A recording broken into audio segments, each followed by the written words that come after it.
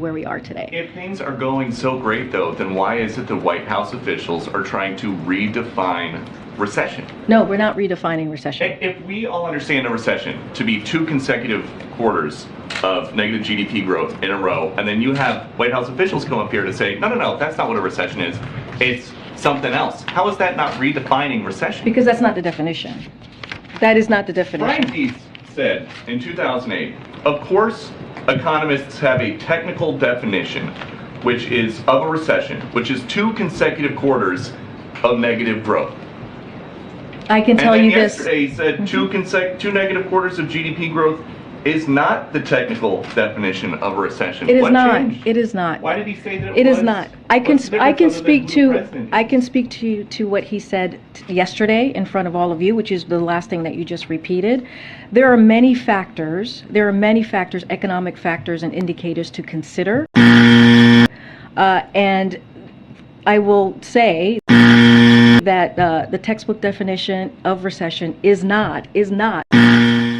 They're panicking, gang. They are circling the wagons. They know, they know that today's economic numbers are the writing on the wall for the midterms and the presidential election, and they're falling apart right before our very eyes. It's glorious. We're going to take a look at those numbers. We're going to see historically what happens in midterms following a recession. And make sure to stick with me to the very end of this video when I'll reveal what's really behind Biden's latest attempt at denying reality. You are not going to want to miss this. Greetings, Patriots all across the globe. Dr. Steve here with you, your Patriot professor, here to help you to think better so you can feel better in these crazy and undefined times. So if you haven't already done so, you know what to do. Make sure to smack that bell and subscribe button because, every morning I'm up at the crack of dawn, and every night I'm up until the wee hours researching and reading the latest news to bring you the best updates on the rising conservative age. However, that usually means I'm desperately in need of a cup of coffee, and only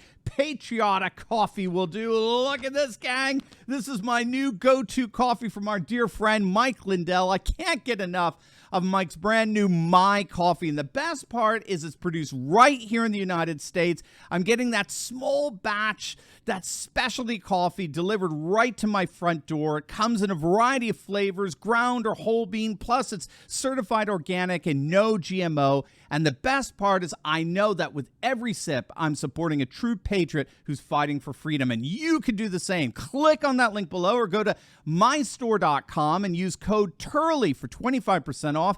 Code Turley will also get you deep discounts all over the brand new mystore.com, which is a brand new platform for American entrepreneurs. Click on that link below or go to mystore.com and use code Turley for 25% off. All right, let's dive right in here, gang. The bottom line here is the economy is troubled. Don't forget, 3 million fewer people are working today than before the pandemic. We are producing less oil than before the pandemic, and we are no longer in growth mode. We are in a shrinking mode. The economy got smaller, not just in the first quarter, but the second quarter as well. Dana, you just mentioned the White House tried to manage this, get in front of the number, tell us a recession is not a recession. We all know what a recession is. This is what economists have counted on for as long as I've been covering this, and that's 30 years. 2 quarters of contraction is a recession. No matter how you feel about it or no matter what you want to call it, people are feeling pressure. They're paying 35% more for a dozen eggs than they were last year. They're paying 18% more for meat and fish than they were last year. And so those costs are creating what we call demand destruction. All right, there you go. The latest from Maria Bartiromo over at Fox. At one level, I think Maria's being kind here. I would argue that we're not in a recession as much as we're experiencing nothing short of a stagflation, which is, of course, the worst of both worlds when you have recession combined with inflation. So you've got a shrinking economy, but increased demand for the staples like food and fuel, but with a radically limited and interrupted supply.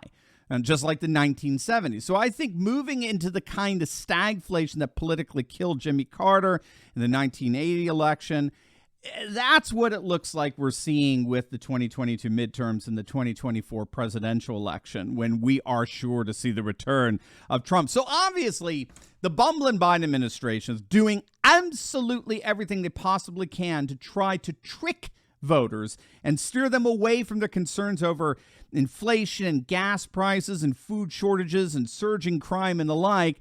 And now, on top of all that, an official recession. And if they know politically that a recession will most likely be the straw that breaks the camel's back as far as voters are concerned, they're panicking. Look at this from Newsweek. A recession before the midterms. History is not on Biden's side. Obama lost 63 seats in the House back in 2010 when he was still trying to bring the economic fallout from 2008 under control.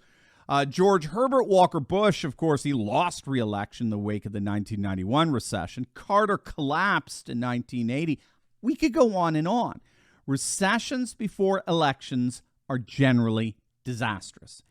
And so that's why the White House is doing everything they possibly can to try to convince you that we're not in a recession.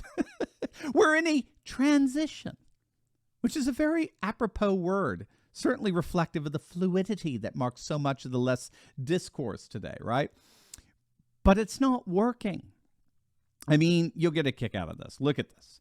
This is a tweet from RNC Research. As you know, Biden and his economic advisors are doing everything they possibly can to make the term recession as fluid as the word woman.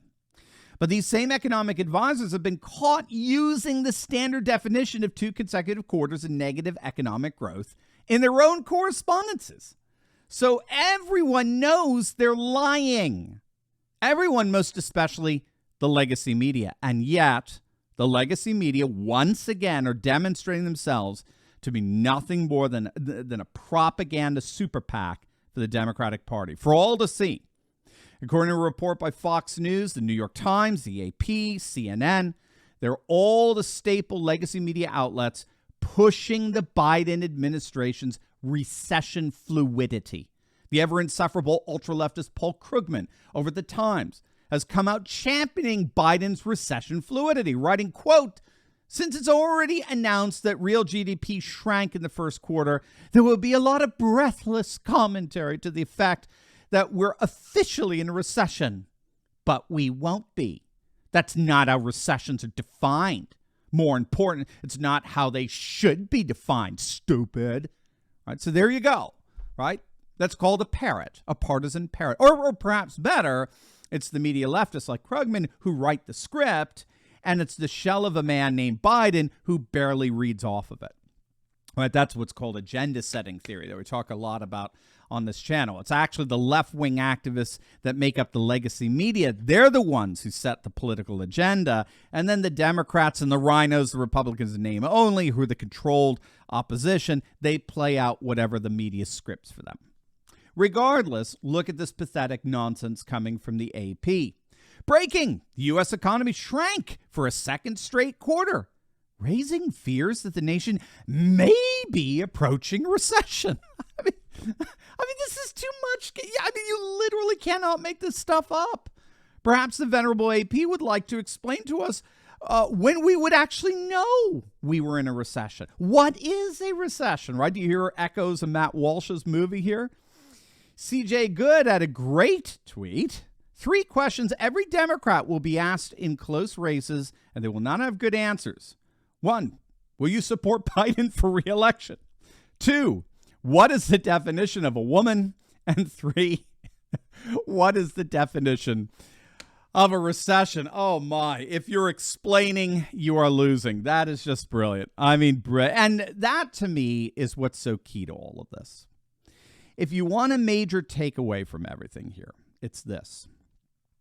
There's a field of study that actually uncovers where we got the notion of facts and statistical indicators from. In other words, when did we first start appealing to all of these statistics and economic indicators and the like for determining the state of things, right? And the answer, interestingly enough, is we could trace it back to the beginning of the 19th century, shortly after the French Revolution. And this notion of facts, objective facts, statistics, and the like, were thought of as ways of holding the political class accountable to some standard of truth. So they had gotten rid of the Catholic Church and Catholic dogma as an objective standard in French life. And so the new standard by which their political leaders would be held accountable was the measurement of facts, particularly mathematical and statistical data. That was supposedly available to everyone. So there's an interesting democratic implication inherent in appealing to facts and data and statistics. But what scholars have noticed is that as our society has become more and more technocratic and globalist of late, these facts, right, statistics, indicators, and like, they're becoming more and more the property of so-called technical experts that dictate to us what those facts and statistics actually are. And so scholars have noticed that the more technocratic and globalist our society becomes, the less statistics and facts are able to hold our leaders accountable, precisely because they are the ones who now dictate to us what facts and statistics actually are. We saw this, of course, during the whole pandemic insanity, right? Where the CDC was absolutely unquestionable because they were the venerable experts. We believe in science became quite literally a new religious dogma, a literal creed, a profession of faith. And now we're seeing them try to do the very same thing with economic indicators that clearly signal a recession. The conservative British essayist G.K. Chesterton, who recognized the insanity of left-wing liberalism taking over society, once wrote, "One day, fires will be kindled to testify that 2 and 2 make 4. Swords will be drawn to prove that leaves are green in summer." You and I are in that moment right now. And the good news is that we are ready. We're ready to defend truth against a political class gone mad. Now, before you go, you definitely want to check out my latest video on Italy's upcoming political earthquake as the Patriot right are poised to gain a supermajority. You're going to absolutely love it. So make sure to click on that link, and I'll see you there. And I'm going to have some more coffee. God bless, guys.